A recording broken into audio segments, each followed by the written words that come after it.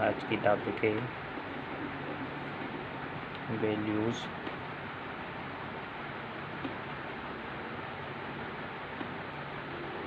Of trigonometric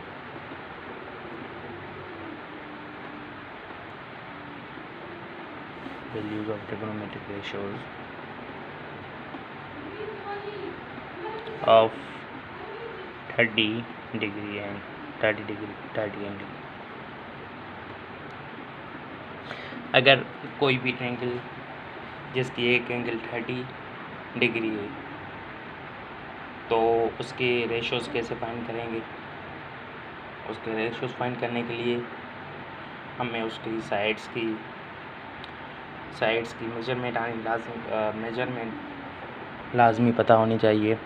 तो कैसे पता करेंगे, पहले हम फिगर बनाते हैं। ये फिगर बनाते हैं।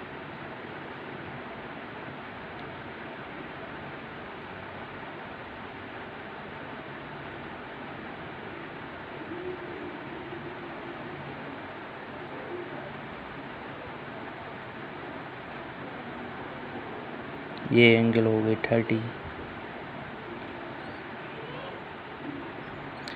डिग्री, ये 90, ये हो गए ए, ये बी और ये सी।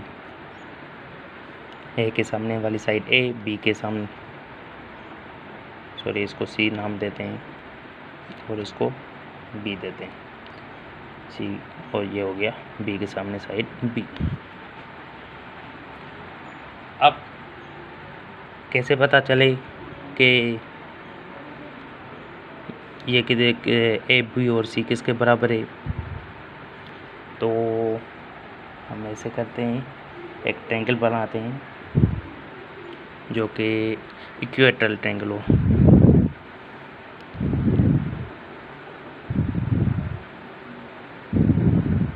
ये हो गया इक्वेटरल ट्रायंगल। इसकी तीनों साइड्स बराबर हैं और तीनों एंगल्स बराबर हैं।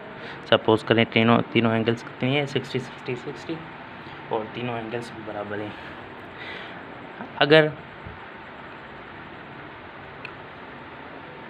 इसको हम काटेंगे बीच में से, तो ये एंगल 30 हो जाएगी, ये भी 30। पहले जब ये तीनों साइड्स बराबर थे, सपोज करें, तो ये 2x थी, ये भी 2x थी, और ये जो सारी एंगल थी, सारी साइड थी, ये भी 2x थी। अब हम इसको काट के मिड में ले आए तो ये x हो गई यहाँ तक, यहाँ से यहाँ तक, और यहाँ इस बीच से यहाँ तक x है।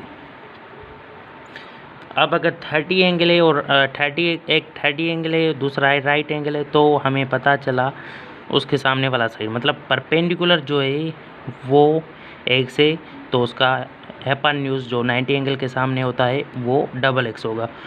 अगर इससे पता चला, मतलब 30 एंगल अगर यहाँ पे a है तो c कितना होगा, 2a होगा, डबल होगा। इस ट्रायंगल से हमने प्रूफ किया कि अगर 30 एंगल है तो उसका परपेंडिकुलर जो है वो उसके हाइपोटेन्यूज का हाफ होगा। ऐसे कहें या ऐसे कहें, जो हाइपोटेन्यूज है वो परपेंडिकुलर का डबल होगा। अब बाय पाइथागोरस फार्मूला अब आते हैं, बाय पाइथागोरस फार्मूला।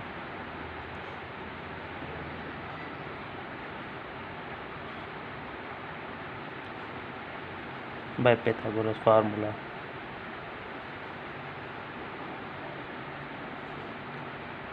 ये हो गया C square is equal A square plus base square plus perpendicular square. तो अब सी जो है वो 2a के बराबर है, तो कैसे करेंगे,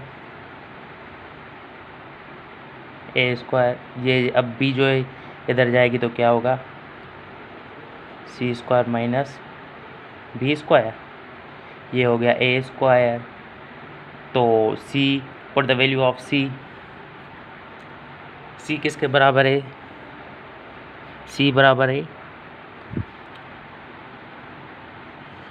सी बराबर है, सॉरी, ये अगर ए इधर जाएगी तो ये हो जाएगा बी स्क्वायर, ए इधर बी स्क्वायर, ये इधर जाएगा तो ये हो जाएगा ए square, C square minus a square, ये हो गया b square, C square minus a square. तो सी स्क्वायर, सी किसके बराबर है? 2a के, तो ये हो गया 2a whole square minus a square, ये हो गया b square is equal 4a square minus a square.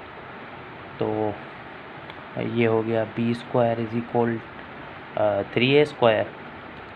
अगर b फाइंड करेंगे तो क्या होगा? 3a स्क्वायर अंडरवुड में चला जाएगा, ये हो गया अंडरवुड 3a स्क्वायर, अंडरवुड से बाहर आएगा,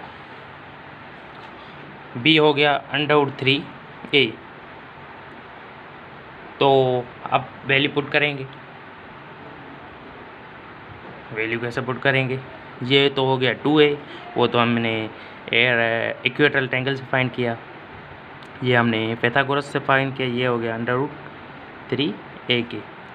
अब जो तीनों साइड से वो एक ही ए फॉर्म में आ गई,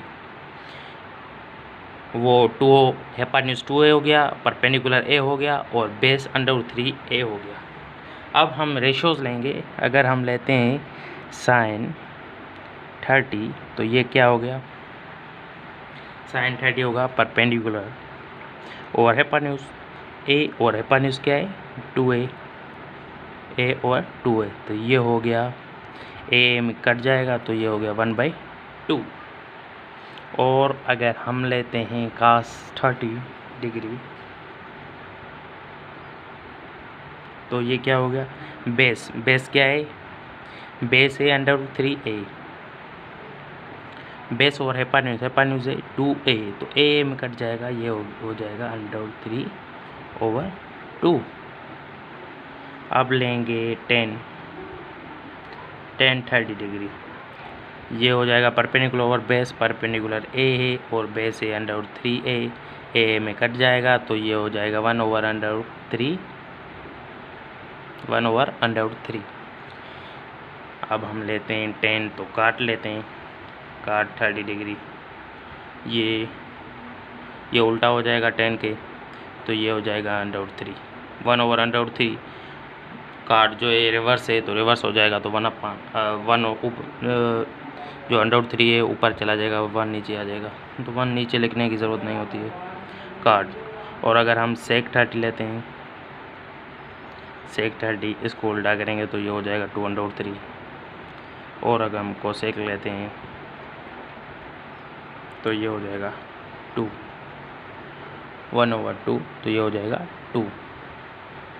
ये सारे रेशोज़ थे एट एंगल 30 डिग्री